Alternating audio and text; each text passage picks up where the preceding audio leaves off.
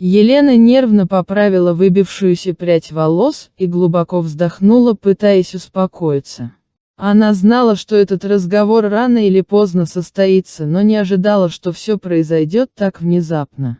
«Дима, ты можешь объяснить, почему твоя мать считает, что имеет право диктовать свои условия в нашей квартире?» — спросила она мужа, стараясь говорить тихо, чтобы свекровь не услышала их разговор из соседней комнаты. Дмитрий виновато пожал плечами. «Лен, ну ты же знаешь маму. Она просто хочет как лучше». Елена закатила глаза. «Как лучше?» Эта фраза уже набила оскомину за 3 года брака. Ирина Николаевна всегда хотела как лучше. Но почему-то ее представления о лучшем никогда не совпадали с желаниями невестки. «Дим, это моя квартира. Мне ее родители подарили. И мы с тобой вместе решили сделать здесь ремонт. Причем тут твоя мама?» Дмитрий замялся, не зная, что ответить. Елена вздохнула. Она любила мужа, но его неспособность противостоять матери порой выводила ее из себя. Их отношения с Ириной Николаевной не заладились с самого начала. Свекровь считала, что ее сын достоин лучшей партии, чем учительница из обычной семьи. Она мечтала о невестке из приличного общества, со связями и положением. Елена же была дочерью инженера и медсестры, выросшей в обычной хрущевке на окраине города. Елена едва сдерживала гнев. Ее родители продали бабушкин загородный дом, чтобы купить ей двушку в центре города. Она столько лет терпела придирки и намеки свекрови ради мужа. Но сейчас чаша ее терпения переполнилась. «Лена, Дима, вы где там?» — раздался голос Ирины Николаевны из гостиной. «Идите сюда, я хочу обсудить расстановку мебели после ремонта». Елена сжала кулаки, пытаясь сдержаться. «Дим, пожалуйста, поговори с ней. Объясни, что мы сами справимся с ремонтом». Дмитрий кивнул и направился в гостиную. Елена последовала за ним, мысленно готовясь к очередному раунду словесной дуэли со свекровью. Ирина Николаевна восседала в кресле, словно на троне.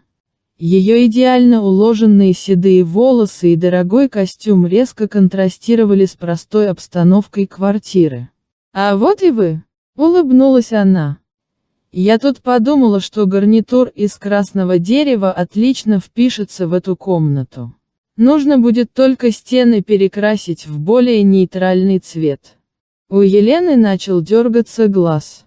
Они с Димой планировали светлую, современную гостиную в скандинавском стиле. Никакого красного дерева и тяжелых гарнитуров. «Ирина Николаевна», — начала она максимально спокойным тоном, — «мы очень благодарны за ваше внимание. Но мы с Димой уже все спланировали». Свекровь поджала губы. «Леночка, милая, ну какой там у вас может быть план? Вы же в этом совершенно не разбираетесь. А я, между прочим, 10 лет проработала дизайнером интерьеров». Елена мысленно досчитала до 10, прежде чем ответить. «Мы консультировались со специалистами и выбрали то, что нам по душе». «По душе?» — фыркнула Ирина Николаевна. «А вы о практичности подумали? О том, как это будет выглядеть через 5 лет? Нет, нужно делать классику, она никогда не выходит из моды». Дмитрий переводил взгляд с матери на жену, явно не зная, чью сторону принять. «Мам, может, мы сами разберемся?» — неуверенно произнес он. «Димочка, я уже все сделала», — всплеснула руками Ирина Николаевна. «Вот я договорилась с бригадой ремонтников, они готовы приступить хоть завтра. И дизайнер, мой старый знакомый, сделает все со скидкой». Она глубоко вдохнула, пытаясь успокоиться. «Ирина Николаевна», — произнесла она, чеканя каждое слово, — «мы очень ценим вашу заботу. Но это наша квартира, и мы сами решим, как и когда делать ремонт». Свекровь недовольно скривилась. «Ну конечно, ваша квартира. Как же я могла забыть?» В ее голосе сквозил яд. «Повезло же тебе, Леночка, с родителями. А мой сын, значит, так просто часть интерьера. Дмитрий вздрогнул. Мам, ну зачем ты так? Но Ирина Николаевна уже завелась. А что такого? Я правду говорю. Если бы у нее не было квартиры, еще неизвестно, вышла бы Ленка за тебя замуж. Краска залила лицо Елены. Она жала кулаки, пытаясь сдержаться. «Вы несправедливы», — тихо произнесла она. «Я люблю Диму. И какое отношение квартира имеет к моим чувствам? Ой, не смеши меня», — отмахнулась свекровь. «Все вы, молодые, одинаковые. Только о себе и думаете. Ты знаешь, что Димочка не смог бы купить тебе дом. Вот и строишь из себя мать Терезу. Мол, вышла за несчастного паренька, осчастливила его, привела в свой дом. И качаешь теперь свои права при любом удобном случае. Слово поперек сказать нельзя. А о том, что мой сын заслуживает лучшего, ты подумала?» Дмитрий попытался вмешаться. «Мам, прекрати. Лена ни в чем не виновата». Но Ирина Николаевна словно не слышала его. «Вот что я тебе скажу, Леночка. Раз уж у тебя такая шикарная квартира, будь добра, сделай в ней нормальный ремонт. А не эти ваши модные штучки. И мебель приличную купите, а не эти картонки». Елена еле сдерживалась. Она повернулась к мужу. «Дима, ты можешь что-нибудь сказать?» Дмитрий выглядел растерянным. «Но может, мама в чем-то права?» Неуверенно начал он. Это стало последней каплей. Елена резко встала. «Какое вам дело до нашего ремонта? Это наша квартира, и мы сами решим, сколько и на что тратить денег», произнесла она, глядя прямо в глаза свекрови. Ирина Николаевна побагровела. «Как ты смеешь так со мной разговаривать?» Воскликнула она. «Дима, неужели ты позволишь ей так обращаться с матерью?» Дмитрий выглядел совершенно потерянным. «Лена, ну зачем ты так?» Пробормотал он. Она ожидала, что муж встанет на ее защиту, но он снова выбрал сторону матери. «Значит, вот как?» — тихо произнесла она. «Ну что ж, раз вы оба считаете, что имеете право распоряжаться в моей квартире, может, мне стоит просто уйти и не мешать вам?» Она развернулась и быстрым шагом направилась к выходу. Дмитрий попытался ее остановить. «Лена, подожди! Куда ты?» Но Елена уже захлопнула за собой дверь. Она быстро спустилась по лестнице, выскочила на улицу и побежала, сама не зная куда. В голове крутилась только одна мысль. «Неужели это конец? Неужели я только что разрушила свой брак из-за какого-то дурацкого ремонта?» Елена вернулась домой поздно вечером, эмоционально истощенная после долгой прогулки. Она надеялась, что Ирина Николаевна уже ушла. Но, открыв дверь, услышала громкие голоса из гостиной. «Мама, ну нельзя же так!» — говорил Дмитрий. «Лена права, это наша квартира». «Ваша?» — фыркнула Ирина Николаевна. «А кто за нее платил?» «Ее родители. На кого квартира оформлена, ты только подумай. Ты, Димочка, здесь никто». Елена замерла в коридоре, прислушиваясь. «Мам, прекрати». В голосе Дмитрия звучало раздражение. «Мы с Леной любим друг друга. Причем тут квартира? Живем хорошо. При том, что она тебя использует», — воскликнула Ирина Николаевна. «Ты думаешь, ей нужен ты? Ей нужен муж, чтобы быть как все. А ты просто удобный вариант. С нормальной зарплатой. Неужели свекровь действительно так о ней думает?» «Мам», — вдруг твердо сказал Дмитрий, — «я люблю Лену. И если ты не можешь это принять, то лучше нам с тобой не видеться». Елена удивленно моргнула. Впервые за все время их брака Дмитрий открыто противостоял матери. «Что?» — задохнулась от возмущения Ирина Николаевна. «Ты выбираешь эту выскочку вместо родной матери? Я же хотела сюда переехать после ремонта. Пенсия маленькая, мне ни на что не хватает.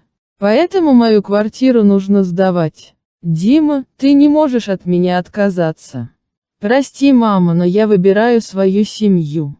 Спокойно ответил Дмитрий. И прошу тебя уважать мой выбор. Ты прекрасно знаешь, что вы не уживетесь на одной территории, тебя отец то с трудом выносил. В этот момент Елена решила войти. Глаза Ирины Николаевны расширились от удивления, а затем сузились в злобном прищуре. «Ай, явилась!» – процедила она. «Ну что, довольна?» – настроила сына против матери.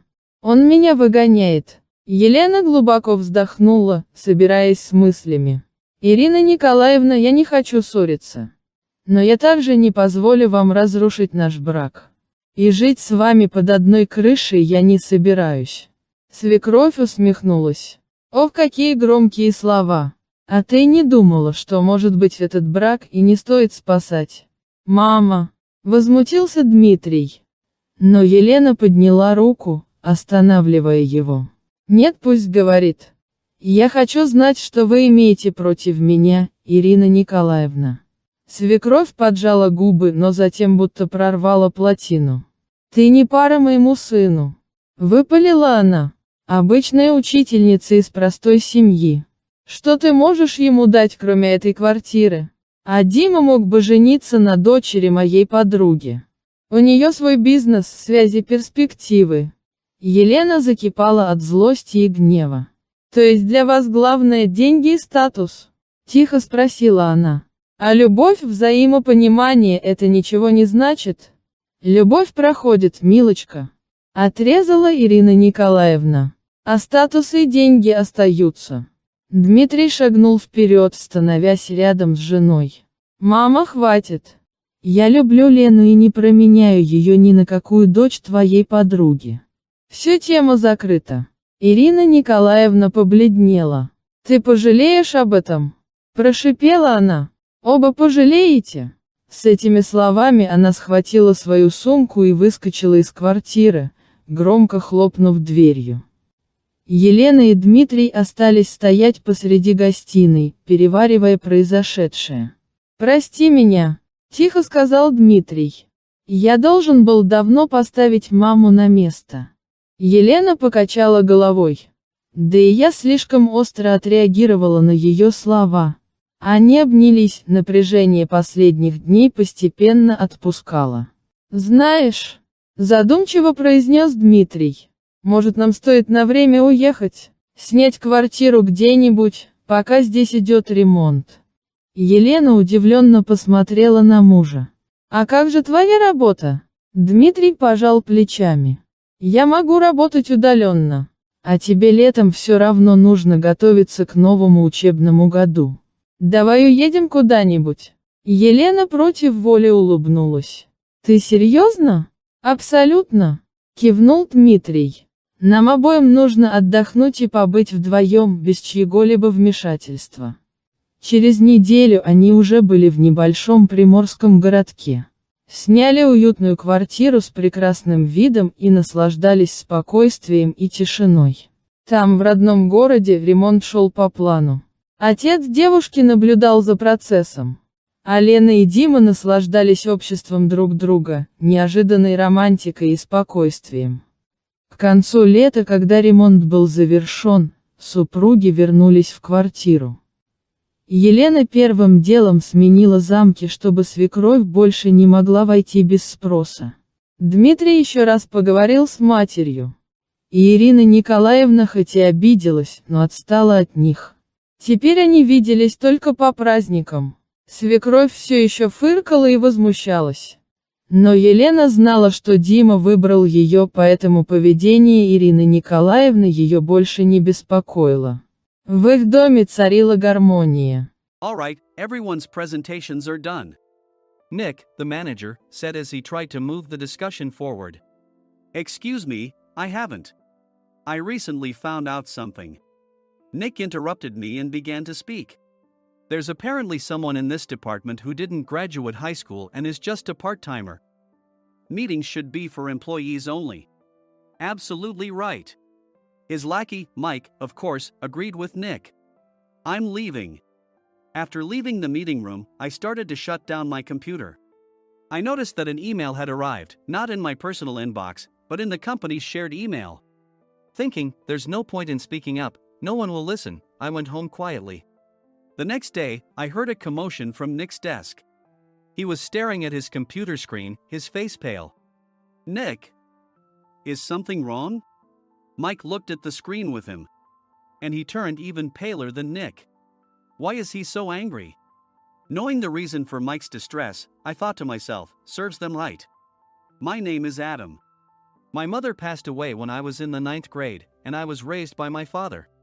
Well, you could hardly call it being raised. After my mother passed, my father changed. He drowned his sorrows in alcohol, and though he still went to work, he squandered our living expenses on horse racing. Because of that, I had to start working part-time as soon as I entered high school.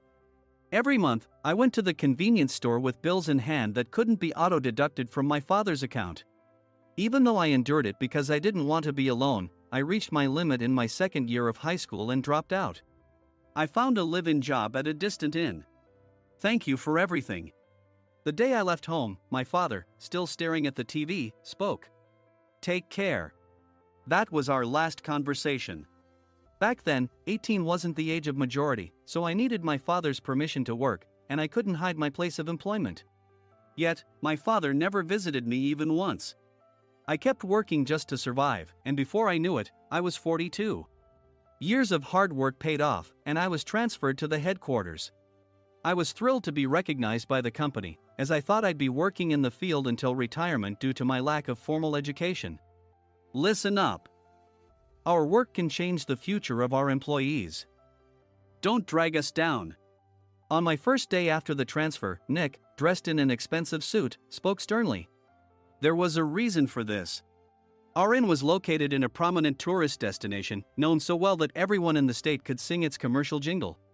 At its peak, we had 5 locations within the state. But that was long ago. Due to financial difficulties and aging facilities, only the place where I had worked for many years and the original establishment remained. I was prepared to lose my job anytime, but now there was a glimmer of hope. With the rise of social media, the tourist area where the inn was located started gaining attention again. Depending on how hard the sales department, where I was transferred, worked, we could either thrive or be forced to give up this prime location to the new hotel chains continuously popping up. For Nick, who had switched careers from another industry to strengthen our sales, this was a battle he couldn't afford to lose. I understood why he had to be strict. I will do my best. Nick sneered at my enthusiastic declaration. Did you not hear what I said? I'm sorry. I thought I was listening carefully. Out of habit from years of customer service, I apologized reflexively, though I had no idea what had offended him. Someone was watching me with a smirk. In this department, there are those who are expected to excel and those who have been shoved here because they have nowhere else to go. You are the latter. It was Mike, the section chief. He's 7 years younger, at 35. But he was called to headquarters much earlier than I was and had been moving around within the headquarters ever since. I'm not jealous, but I can't accept that he's my boss. Graduating from a prestigious university, he has an unusually high pride and caused many problems as a newbie, making things very difficult for me when I was the front desk leader. When I found out Mike was transferred to the sales department a month before me, I was disheartened. Mike is right. With just a middle school diploma, there's not much you can do. Don't even think about achieving results. As if I didn't exist, Nick remarked, I'm thirsty. Mike eagerly ran to the coffee maker. It seems Mike is Nick's lackey. I regretted being happy about my transfer to headquarters, wishing I had stayed on site forever. Send a direct mail to every company on this list by the end of the day. Nick only assigned me tasks that even a new graduate could handle.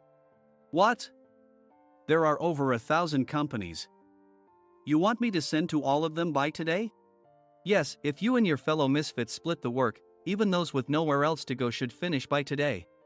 I glanced at the employees typing away expressionlessly. They were worn out from customer service, only thinking about leaving on time, or were women reassigned after having children, with zero motivation for work. Even Sam, a new graduate from the same university as Mike, who was supposed to be among the expected achievers, had no enthusiasm for the job, having joined the company wanting to do customer service. I don't care what they say, I plan to quit anytime, he said. Only Nick and Mike were highly motivated, making all the decisions between the two of them. I originally only wanted to work at the inn to survive and had no particular attachment to this job. I swallowed my words, thinking I had no right to reprimand them. About a month after the transfer, Nick told us with a frustrated look. To commemorate the 50th anniversary, we've decided to create a plan exclusive for one group per day. Originally, Mike and I were supposed to come up with it, but our president, Mr. Thompson, insists on hearing everyone's opinions. So, you all get a chance. As Nick explained, Mike began handing out prints. Make sure not to embarrass Nick. If your ideas are half-baked, you'll have to redo them. It seemed that they had printed his handwritten notes by Mr. Thompson, which included several questions and a section for free responses. It made sense why Nick had to seek our input, given that all responses had to be submitted to Mr. Thompson. We were given a week to think about it, and a meeting was scheduled to compile our ideas. My plan is to let guests enjoy both the old and modern America. Nick began the presentations. Guests would watch a master confectioner at a nearby traditional sweet shop make sweets in front of them. The welcome drink would be premium tea in a bottle. Nick's plan was certainly attractive. After his presentation, Nick called on us to present in the order we were seated. Just as I stood up for my turn. All right, everyone's presentations are done. Excuse me, I haven't. I recently found out something. Nick interrupted me. There's someone in this department who didn't graduate high school and is just a part-timer. He was likely talking about me. I joined the company as a part-timer and was made a full-time employee when I turned 20. That was 20 years ago, so Nick and Mike probably had no chance to know until recently. Meetings should be for employees only. Absolutely right. After that, Nick kept creating opportunities to solicit everyone's opinions, purposefully excluding me from speaking. The meeting unexpectedly heated up and went past the scheduled end time. A few people asked to leave, and the discussion continued with the remaining few. Still here? Normally, you'd leave in that situation. Though I had no attachment to the job initially, hearing kind words from customers made me want to make them happier. For someone like me, with nowhere to go, the inn was my home and customer service was my life. I felt pathetic about my current self. I'm leaving. I left the conference room and started shutting down my computer. I noticed an email had arrived, not in my personal inbox, but in the company's shared email. Thinking no one would listen to what I had to say anyway, I quietly went home. The next day, while preparing the DM as instructed, I heard a commotion from Nick's desk. In his haste to stand up, he hit his knee on the desk. He stared at his computer screen, his face pale. Nick! What's wrong? Mike, thinking he should be the first to rush over, approached Nick while still wearing his coat. He peered at the screen with Nick. And he turned even paler than Nick. Why is he so angry? Who is responsible for this company? Nick, more irritated than ever, asked, and Mike answered without checking. Probably Sam. Sam wasn't there because he was attending a morning training session for new hires. Nick gave up on getting angry and returned his gaze to the screen. They were looking at an email that arrived right after the end of the working day yesterday. Apparently, no one, including me, had checked it before leaving. The email was from a large company that used us for their annual employee trips. The president and executives of that company also frequently used our services personally. President of the company, Mr. Mason himself, had declared that neither he nor his company would ever use our services again. Well, some companies cancel their employee trips or stop using our services due to financial struggles. Let's just move on. Mike kept wiping the sweat from his forehead with a handkerchief. Knowing why Mike was so agitated, I quietly watched their interaction. Do you know how much revenue we get from that company? We can find other guests to fill the rooms, but we'll lose the banquet costs, gift shop revenue, rental car fees, and more. Moreover, the gifts were supposed to be prepared by the traditional confectionery shop involved in Nick's proposed plan. If it's known that we incurred such a huge loss at this critical time, Nick's position in the company would be jeopardized. Nick took a deep breath, seemingly trying to calm himself. All right, Mike. Go to New York right now and apologize to Mr. Mason. What? You're coming with me, right? I have urgent work to do. I trust you, which is why I'm entrusting this to you. Please. Mike, believing Nick's sincerity, agreed with a determined look on his face, saying, yes. That's Nick for you. Even if Mike went to apologize, Nick would shift all the blame onto him if the client didn't change their mind. Well, it was Mike's fault to begin with, so it served him right. About 3 hours later, Sam answered a call from somewhere and repeatedly apologized, saying, I'm very sorry. Everyone watched to see what was happening. After ending the call, he informed Nick with a weary tone. When Mike arrived at the client's company, he only made things worse, further infuriating Mr. Mason. He was demanding, get his boss here immediately. It was no wonder Sam was exhausted, dealing with such a call right after returning from training. What is that idiot doing? Alright, Adam, you're coming with me. If sacrificing Mike didn't work, then I must be next. Normally, I'd want to refuse at all costs, but I saw an opportunity in this situation. If I can be of assistance, I'd be happy to join you. I immediately followed Nick, and we flew to New York. When we introduced ourselves at the reception, it became clear how serious the situation was. As the receptionist personally escorted us to the president's office.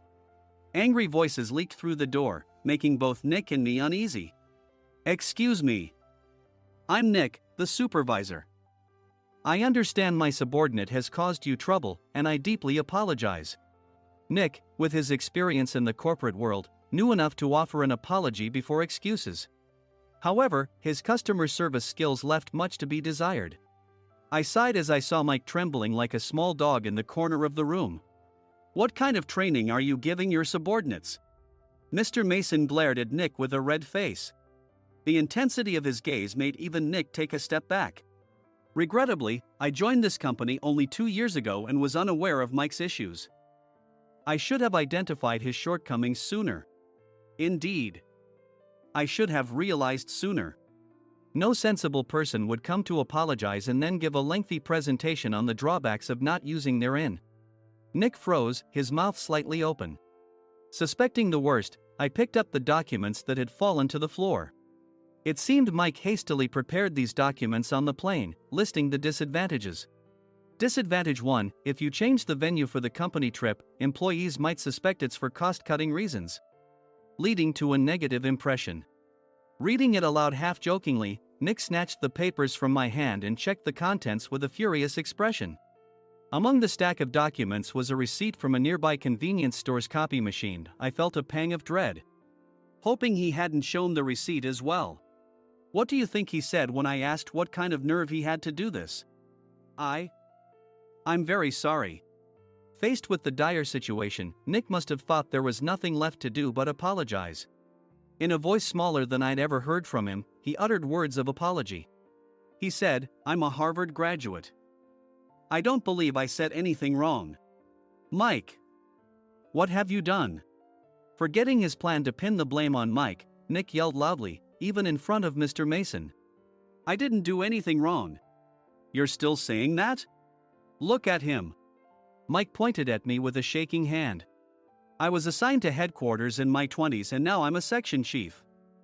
This guy only made it to headquarters at 42. Everything I've done proves I was right. So why are we losing the contract? Having said his piece, Mike collapsed to the floor. Of course. You were sent there because you had nowhere else to go. Mike never expected to hear such words from someone he looked down upon. He lunged at me, and Nick hurriedly stepped in to stop him. Mr. Thompson told me Mike is a quick thinker, and to take good care of him. There's no way he was pushed aside. Don't make things worse here. He didn't say quick thinker, he said only quick-witted, didn't he? I don't remember that part. I recalled the many troubles Mike caused when he was a newbie. When Mike was on the front line, his pride was so high that he never apologized to customers. Customer service, especially in our job, doesn't work alone. It brings both good and bad situations. If the front staff or housekeepers made mistakes, or the cleaning company didn't properly clean a room, one had to apologize to the customers regardless of personal fault. Mike, in such situations, would never apologize, insisting he wasn't at fault. This often angered customers, and as the front desk leader, I frequently had to apologize on his behalf. He caused complaints and disrupted operations, which is why he was quickly moved to headquarters. In departments where he didn't interact directly with customers, his quick thinking was beneficial and things went well. But it seemed his flaws were starting to show. Corporate reservations are supposed to be entered into the system by the sales representative. But a quick check yesterday revealed that more than 10 items were missing from the client's reservation. The handover document clearly stated what needed to be prepared. Why didn't you enter it into the system? Why do we have to give them special treatment? Filling rooms near the banquet hall, setting up all the food in advance. Specifying the brand of wine, they're too demanding. No wonder he always angered customers, I thought, feeling a headache coming on. Grouping them in rooms near the banquet hall is for our benefit too. It makes it easier for the staff to set up beds and serve breakfast since everyone's schedule is synchronized. As for the other requests, Mr. Mason suggested them to lighten our load. I didn't know that. Nick finally seemed to realize that Mike was the one who had angered the client. What did you say to them? I just told them we wouldn't give them special treatment anymore. We shouldn't waste effort on things that don't bring in money. I was utterly exasperated at his lack of understanding of customer service. Of course, we shouldn't comply with unreasonable demands. But carrying over successful practices from past stays makes customers feel remembered and enhances their experience. Good memories encourage repeat visits. That's part of our job. I looked down at Mike, who was sitting on the floor. In our job, nothing is a waste. Mr. Thompson likely moved you to the sales department, hoping you'd finally understand this. How do you think he feels now that you've failed to meet his expectations? Mike, tears in his eyes, fled the president's office. I was amazed he still hadn't apologized. You have it tough, Adam. It's okay, we're all employees of the same company. I deeply apologize for this disrespectful incident. Especially after all the care you've shown us. If it weren't for you, Adam, I really would have stopped staying here. When I heard you were moving to the sales department, I was willing to reconsider if you handled it.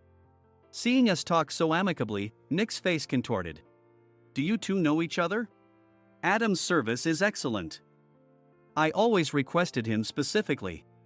Normally, we don't accept specific staff requests, but we made an exception for Mr. Mason, adjusting my shifts accordingly. He had personally stayed at our hotel just before my transfer, and during casual conversation, I mentioned, I'm moving to the sales department soon. If I hadn't told him then, things could have been much worse. Please continue to take care of us. I look forward to it. On the return flight, Nick awkwardly offered me a can of beer. It's still working hours. Of course, I had no intention of forgiving him for a single beer. Nick might try to pin everything on Mike and avoid any consequences. While pondering this, a startling fact came to light. Nick, the tea bottles for the plan have arrived. I handed Nick a bottle labeled with our inn's name. They look good. What are you talking about? These are plastic bottles. I had assumed we would use the trendy, high-end bottling tea. But what arrived were ordinary plastic bottles of tea with customized labels. The only unique aspect was the label, which had the inn's name, making it look customized. Upon further investigation, I discovered that a substantial amount of money was set to be paid to the tea company. It was priced like bottling tea. Does this plastic bottle really cost $100 each? The tea inside is specially blended for us.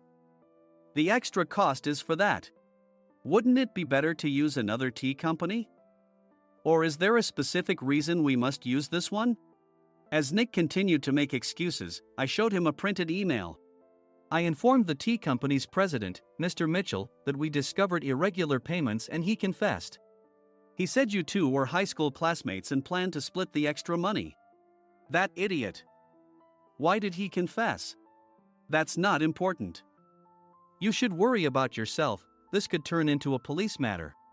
Opening the bottle cap, I suggested. How about calming down with this tea? It supposedly has a relaxing effect. Nick drank the tea frantically. In the following days, decisions were made about their fates. Mike was reassigned to the General Affairs Department, with no chance of transfer or promotion, as per Mr. Thompson's orders. As for Nick, since the payment to the tea company hadn't yet been made, he narrowly avoided legal trouble. Instead, he was encouraged to leave the company, and to avoid further complications, Nick submitted his resignation. Rumor has it that connections between HR departments have made it difficult for him to find new employment.